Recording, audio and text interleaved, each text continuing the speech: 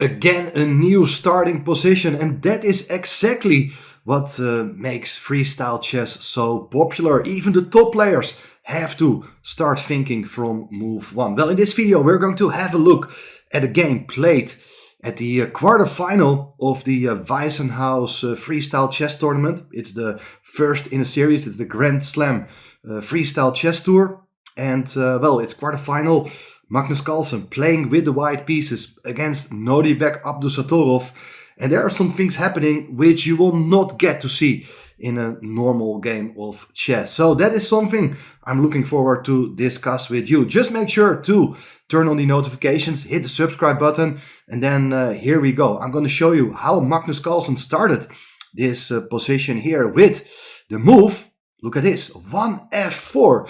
Well, now, of course, we have to get accustomed to where the pieces are placed, but thanks to this pawn on f4, the diagonal of the bishop has been opened, and white is already threatening on move 1 to capture the pawn on a7. And that's not the only problem.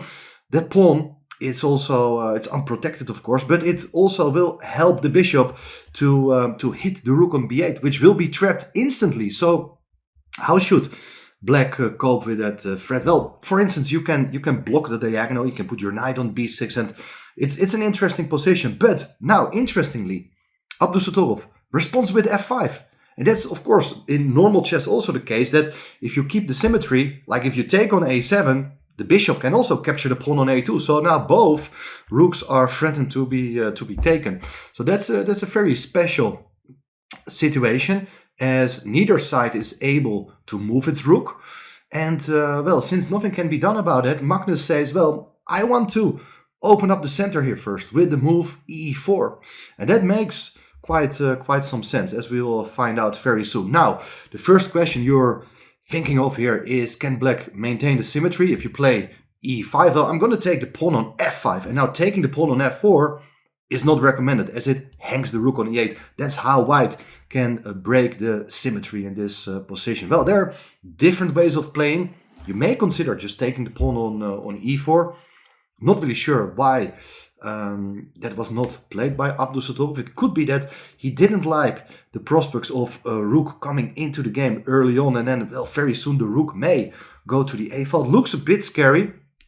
Anyway, Abdusattorov decided to take on b1, and now white has time to capture the bishop first, as the rook on b8 is not going to run away. Pawn takes e4, and you may take here with the rook as well, but instead white played the move g3. Rather than taking with the rook, Magnus wants to get his queen into the game, as the queen is, of course, a better attacker, so it's looking for possibilities to reach that black king. But you never know.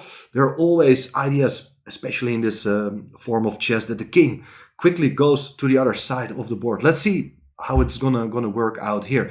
Interestingly, Black has different options. He can protect the pawn with d5, was not played in the game. White would probably have responded with c4, and then very soon this chain is gonna be destroyed. There are ideas to give a check, to get a rook over to the c file, maybe to attack the king. White is having quite some nasty initiative. So instead, Abdusattorov played here this move c6, queen takes pawn, g6. So now also the black queen is about to join play somehow, but it's going to take some time, because the queen of white on e4 is nicely centrally placed and taking away squares from black's pieces. Well, Magnus brings his knight into the game. Very active play, and white has already some sort of initiative by move 7 already. So how is black going to respond? Bishop b6. That's the reason you opened up the position with the move c6. The bishop comes out, hits the bishop on a7. Now it is bishop takes rook, king takes bishop, and again material is even. But how to evaluate? Well, definitely white is having a great time here. Also, the other knight comes into the game. Knight from a8 goes to c7, but that allows the move queen b4. White is attacking the unprotected bishop. And you may decide to keep the bishop on the board. Maybe bishop a7 could be a possibility, but you always got to reckon with immediate threats like knight a5 threatening mate on b7. Therefore, instead of dropping back with the bishop, bishop takes e3 was played, trying to keep the momentum. Here you see that white cannot take with the rook. does run into knight e5 with a knight fork. Black is winning the exchange. So instead, white recaptures with the d-pawn. Anyway, the knight went to d5 to attack the queen, but here the queen comes to a5. And you think, what is white actually doing here? It looks like the queen is near the king, but not too many other pieces are in the right position yet. Well, we will find out very soon what Magnus has in mind, because he comes up with a very original plan. Black tries to strike back in the center with the move e5, but white doesn't really want to take, brings the bishop into the game. So the bishop is hitting the knight on d5, and together with the queen you can see that there are some problems holding that knight on d5. So Abdusattorov played here the move e4, and well, the bishop goes back to g2. So the bishop is safe, the queen goes to g7, and how is white going to make progress? Well, very straightforward play by Magnus Carlsen. He played here the move c4, attacking that knight on d5. The knight goes back to f6, but you see that the pieces are going further and further away from the black king, and white played now a fantastic move. And that was actually initiated a few moves earlier, as by moving the bishop away and the pawn from c2, now king c2 was played in the game, making free the path for the rook to swing over to the a file. And then you see the queen and rook together. That's a massive combination. Even with a classical time control in this game, it's really difficult to deal with problems created on move 1. So that is very nice play by Magnus Carlsen. Well, queen f7 was played, attacking the pawn. White is not in a rush, just drops back with the bishop to f1, defending the pawn on c4. Black goes for the move d6, and finally the rook comes over to the a file. Maybe there are no immediate threats, but step by step white gradually improves his position and generates new threats against the black king. Knight from f8 to d7, and now again, you're not in a rush. The move knight d4 was played. And now you can imagine there are all sorts of sacrificial ideas. For instance, to take on c6 and then come in with the queen and the rook. That may lead to a massive mating attack. But black defends here with a move knight c5. So that, for instance, now the sacrifice here is not such a good idea. Let me point out, it's very tempting. If you take the knight and give a check, the king goes away, and after rook a7, looks like you're winning the queen. But after king b6, note that both queens are hanging. So if you take on f7, black is going to take the queen in the corner. And okay, you can regain the piece, but something like rook a1, and it's not clear at all. So that's not what you're aiming for when building up such an initiative on the queen side. And Magnus understands that. He cannot strike here yet, and therefore he brings in another weapon. It's the pawn, the b pawn, attacking the knight, chasing it away from c5. The knight goes back to a6 to close the a file. And here, interesting moment. Magnus played excellent move. He played here b5 to open up the files towards the black king, attacking the knight. Pawn takes, b5 was played, and now you may consider taking back, but it also does allow some counterplay along the c-file. So instead, Magnus played this move, queen b6. This is incredibly clever. Now you may think he could have played it one move earlier, this queen b6, without sacrificing the pawn, but he is threatening to take on a6, exploiting the b pawn being pinned. And the main trick is that queen c7 doesn't work here.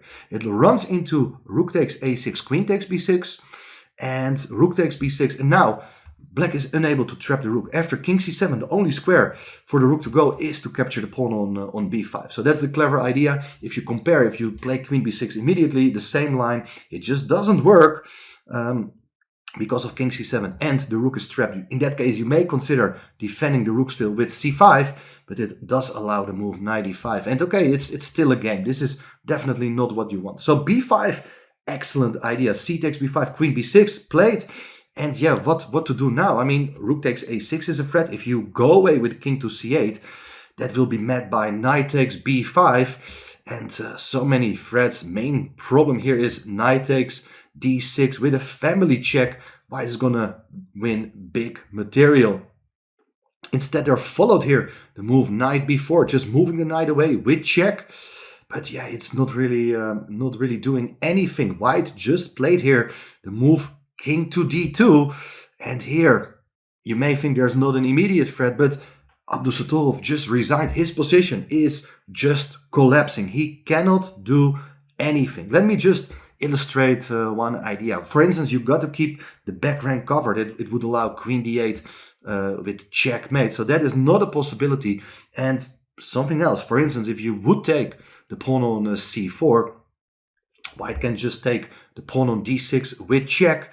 If you go with the king to c8, it is rook a8 with checkmate, while the alternative could be to play something like queen c7. But that will be met by a nice typical deflection idea. Rook, check, king gotta take the rook, then you take the queen. I mean, it's just one of the many different ways White can convert his advantage. But it's quite remarkable that White at this level managed to win in only 23 moves. That only happens in freestyle chess. And well, it's just very nice to think from the very start.